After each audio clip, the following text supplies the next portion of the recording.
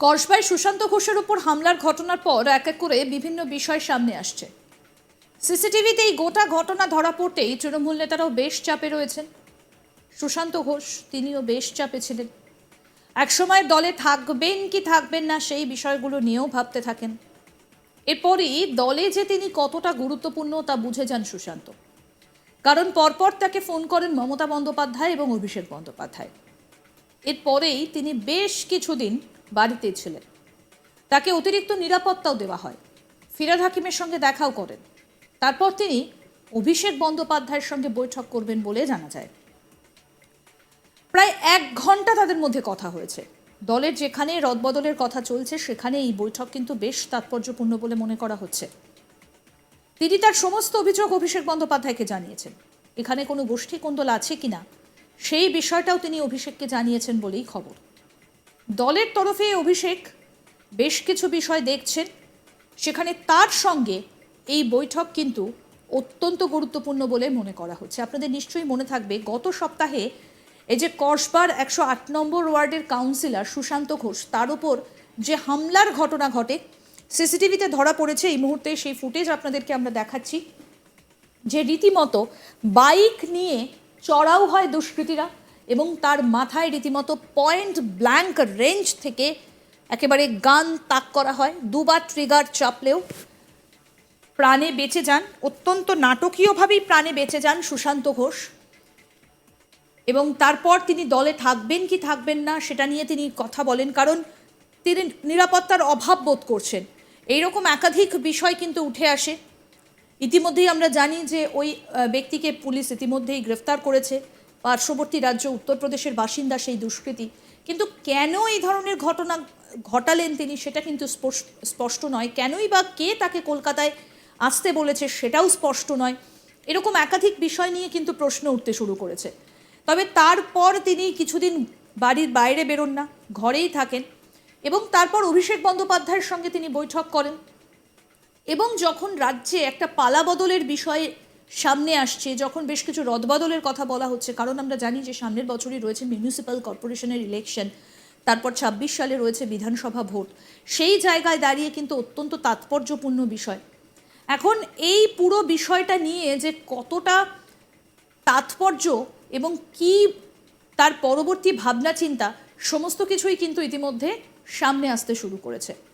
এখন পুরো বিষয়টা নিয়ে কোন দিকে যায় পরিস্থিতি, কারণ যে তিনি দলে কতটা গুরুত্বপূর্ণ সেটা তিনি সুশান্ত ঘোষ তিনি বোঝেন। কারণ পরপর তাকে ফোন করেন মমতা বন্দ্যোপাধ্যায়, অভিষেক বন্দ্যোপাধ্যায়। তারপর তিনি বেশ কিছুদিন বাড়িতে ছিলেন, তাকে অতিরিক্ত নিরাপত্তা দেওয়া হয়। ফিরহাদ হাকিমের সঙ্গে দেখা করেন। এরপরই তিনি অভিষেক বন্দ্যোপাধ্যায়ের সঙ্গে বৈঠক করেন বলে জানা গিয়েছে। প্রায় 1 ঘন্টা তাদের কথা হয়। দলের যেখানে রদবদলের কথা চলছে সেখানে এই বৈঠক বেশ তাৎপর্যপূর্ণ বলেই মনে করা হচ্ছে। তিনি তার অভিযোগ অভিষেককে জানান। এখানে কোনো গোষ্ঠী কোন্দল রয়েছে কিনা সেই বিষয়টাও তিনি অভিষেককে জানিয়েছেন বলেই সূত্রের খবর। দলের তরফে অভিষেক বন্দ্যোপাধ্যায় বেশ কিছু বিষয় দেখছেন, সেখানে তার সঙ্গে এই বৈঠক কিন্তু বেশ তাৎপর্যপূর্ণ। আমাদের প্রতিনিধি অনির্বাণ সিংহ রায় কি প্রতিবেদন তুলে ধরেছেন এই বিষয়ে শোনাবো এবার। ইতিমধ্যেই আমরা কসবা কাণ্ড দেখেছি এবং সেই কসবা কাণ্ডে 108 নম্বর ওয়ার্ডের কাউন্সিলর সুশান্ত ঘোষ, তাকে একেবারে ঢাই ঢাই করে মেরে দেওয়ার চেষ্টা হয়েছিল এবং মূলত সেই ঘটনার পর থেকে বেশ চাঞ্চল্য ছড়ায়। শহর কলকাতার বিভিন্ন ওয়ার্ডে কাউন্সিলররা বেশ ভয়ে ছিলেন এবং শুধু তাই নয়, নেতারাও ভয়ে ছিলেন। কারণ এই যে ঘটনা, সিসিটিভিতে যে ঘটনা ধরা পড়ে, যে বিরল ঘটনা, একেবারে শহর কলকাতায় সন্ধেবেলা কাউন্সিলরের দিকে ধেয়ে আসা এবং শুধু তাই নয়, একেবারে উড়িয়ে দেওয়ার চেষ্টা করা, সেটায় কোথাও গিয়ে কিন্তু বেশ চাঞ্চল্য ছড়ায় এবং কাউন্সিলর সুশান্ত ঘোষ তিনি তারপর থেকে বেশ ভয় পেয়েছিলেন, ভীত ছিলেন। এবং ঠিক তারপর আমরা দেখি যে মুখ্যমন্ত্রী মমতা বন্দ্যোপাধ্যায় তিনি সরাসরি সুশান্ত ঘোষকে ফোন করেন এবং তৃণমূল কংগ্রেসের, অল ইন্ডিয়া তৃণমূল কংগ্রেসের জেনারেল সেক্রেটারি, যাকে দলের সেকেন্ড ইন কমান্ড বলে বলা হয়, অভিষেক বন্দ্যোপাধ্যায়, তিনিও ফোন করেন। তারপর কিছুটা আশ্বস্ত বোধ করেন তিনি। সুশান্ত ঘোষ এই ঘটনার পর কয়েকদিন বাড়িতেই ছিলেন, তিনি বেরোতে চাননি, তিনি বেরোননি। তাকে অতিরিক্ত নিরাপত্তা দেওয়া হয়। এবং আমরা দেখি যে সুশান্ত ঘোষ তিনি গতকাল কর্পোরেশন ভিজিট করেন, ফিরহাদ হাকিমের সঙ্গে দেখা করেন। সূত্রের খবর তিনি ফিরহাদ হাকিমের সঙ্গে দেখা করে মুখ্যমন্ত্রী মমতা বন্দ্যোপাধ্যায়ের সঙ্গে দেখা করার কথা জানিয়েছেন এবং তার পাশাপাশি তিনি গতকাল একটি আড়ালে বৈঠক করেন অভিষেক বন্দ্যোপাধ্যায়ের সঙ্গে, এমনটাই খবর সূত্রের। ওয়াকিবহাল মহলের যে খবর, সেই খবরে প্রায় অভিষেক বন্দ্যোপাধ্যায়ের অফিসে সুশান্ত ঘোষ 1 ঘন্টার মতো বৈঠক করলেন। এবং এই ঘটনার পর অত্যন্ত তাৎপর্যপূর্ণ বিষয় যে দলের যখন বিভিন্ন রদ বদলের কথা চলছে, সাংগঠনিক বদলের কথা চলছে, সে জায়গায় দাঁড়িয়ে মূলত এমন এক ঘটনা, কোথাও গিয়ে কি এটা গোষ্ঠী কোন্দল নাকি অন্য কিছু, সে বিষয়ে অভিষেক বন্দ্যোপাধ্যায় সেই বৈঠকে জানতে চান এবং সুশান্ত ঘোষ তিনি সরাসরি তার অভিযোগ জানান, এমনটা সূত্রের খবর। এবং তার পাশাপাশি কিভাবে হলো, কোথাও মনোমালিন্য আছে কিনা, তার যে বড়ো, তিনি শুধুমাত্র কাউন্সিলর নন, তিনি বোরোর চেয়ারম্যানও, এবং সে জায়গায় দাঁড়িয়ে তিনি তার বোরোতে কোনো রকম গোষ্ঠী কোন্দল, কোনো রকম দ্বন্দ্ব, কোনো রকম কিছু আছে কিনা, সে বিষয়টাও জানতে চাওয়া হয়। এবং সেই বিষয়ে সরাসরি কথা বলেন অভিষেক বন্দ্যোপাধ্যায়ের সঙ্গে।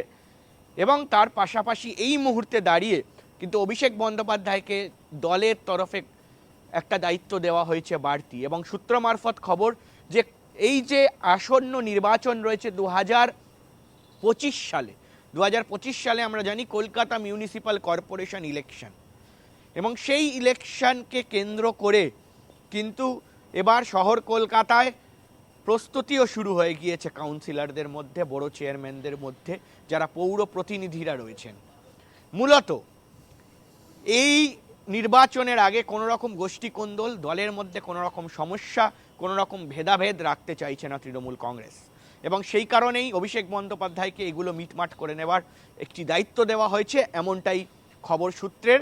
এবং সে কারণে সুশান্ত ঘোষের সঙ্গে দীর্ঘক্ষণ বৈঠক হলো এবং মূলত নির্বাচনের আগে যেন এমন কোনো ধরনের অপ্রীতিকর সম্পর্ক কারোর সঙ্গে না হয়, সে বিষয়টা ধ্যান রাখা হচ্ছে।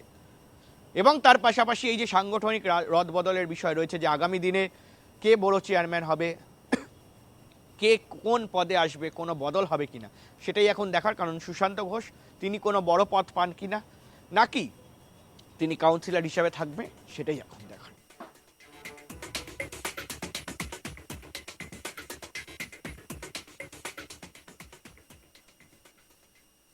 আরও আপডেট পেতে দেখতে থাকুন আজ তাক বাংলা, সাবস্ক্রাইব করুন।